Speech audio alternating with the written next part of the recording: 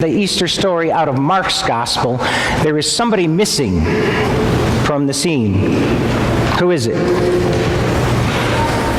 Jesus isn't there, right? Now in Matthew, in the year of Matthew, when we read Matthew, Jesus meets the women at the tomb. As they're leaving the tomb, Jesus greets them. In John, which we read in the children's homily, in John's gospel, Mary Magdalene meets Jesus in the garden there where the tomb is. But in Luke and in Mark, there's no Jesus. So it leaves us kind of in the same place where those women and Peter are left at the end of the story today.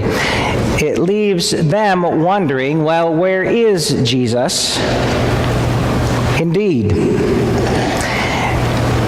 And here is Peter, who goes to the tomb and looks in, and he walks away not believing, but amazed.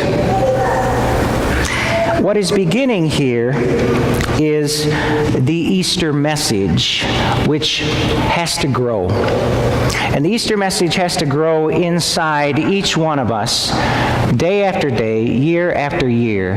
This Easter message should never leave us untransformed from one day to the next, from one year to the next.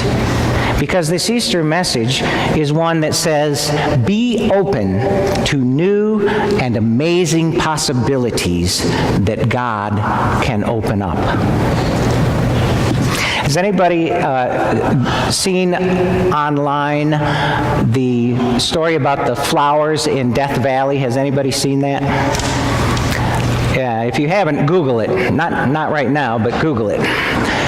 And it's been 10 years since this has happened. I think the last time was 2005, actually. And suddenly this barren wasteland, one of the driest places in North America, which you would look at it normally and see nothing but this barren, cracked, caked land, suddenly, because of a rainstorm that happened last October, Death Valley is in bloom.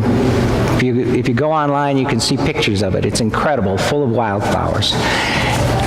And I think that's what we are called to be open to with the resurrection of Jesus, that where we see and think year after year that's nothing but dry desert, year after year that place in my life is nothing but a dry desert, there's no hope, that what the resurrection of Jesus says is, be open to the fact that God is the one who, as Isaiah 35 says, makes flowers to bloom in the desert. This empty tomb signals God's great reversal of Good Friday. So how is it a reversal of Good Friday? It's not just a reversal of Jesus' death. It isn't just a reversal that someone who was dead is now alive. There's a lot more than that going on. It is about literal death and reversing that, but it is also about reversing the deathly tactics that led to that death. Remember last week when we read Luke's Passion, how frequently in the narrative people announced that Jesus was innocent. Pilate 3 times says, I find nothing wrong with this guy. Neither did Herod. The criminal that Jesus promises paradise to also announces that Jesus did nothing to deserve this, saying that to the other criminal who was making fun of Jesus. And then at the death of Jesus, the centurion, who we usually think of as saying, truly this man was Son's God in Luke's gospel, was God's son, in Luke's gospel says, truly this man was innocent. So the reversal that is going on here is that a miscarriage of justice has happened, that a system of domination and a system of empire has been shown to be morally bankrupt, and that its way is wrong. So that the collusion between the chief priests who are collaborators with empire and the empire, it shows all of that is not God's way. That God's way is not the way of deadly force and intimidation and lies and cheating so that you can keep yourself at the top. this empty tomb begins to reveal the character of God. Now, when I was growing up, the church that I grew up in very much emphasized that what Easter is about is that you believe in this resurrection of Jesus, and then you get to go to heaven. You get resurrected too. And that is a correct interpretation. I'm not saying that's wrong. But if I only see Easter as about me getting to get raised from the dead because Jesus was raised from the dead, what am I missing? I'm missing everybody else in the world. That this Jesus who came and died related to people in the world. And to whom did he relate? And why did he get crucified? Because he was calling into question by the things he did, by the way he related to people who had no voice, by the way he related to women and children and the poor.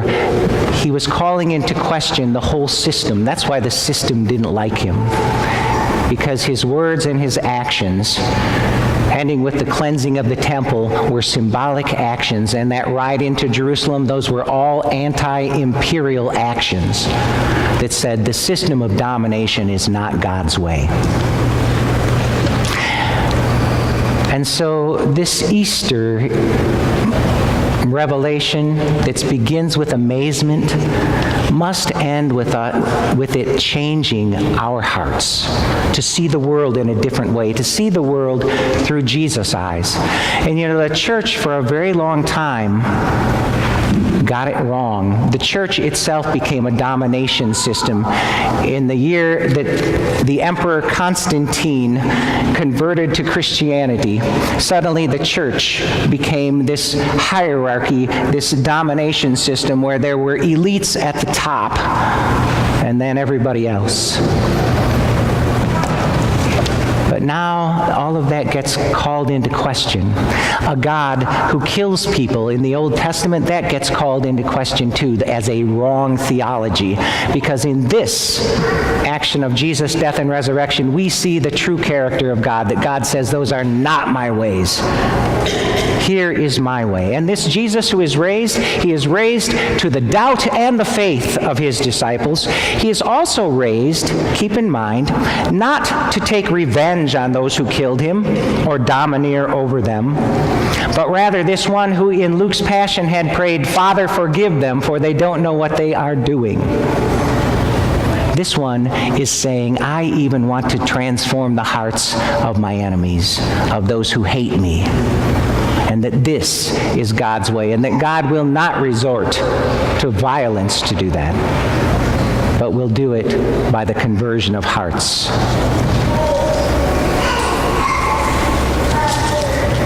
So, hearing this Easter news this time, because we hear it year after year after year, one version or another of the empty tomb and the appearance of Jesus, how will this empty tomb story change you this time as you have heard it? How will it grow in you so that you are a different person for having heard it? How will God's living way sprout up and grow among your dead ways? How will you be open to new possibilities of hope for people that you dismissed as hopeless long ago?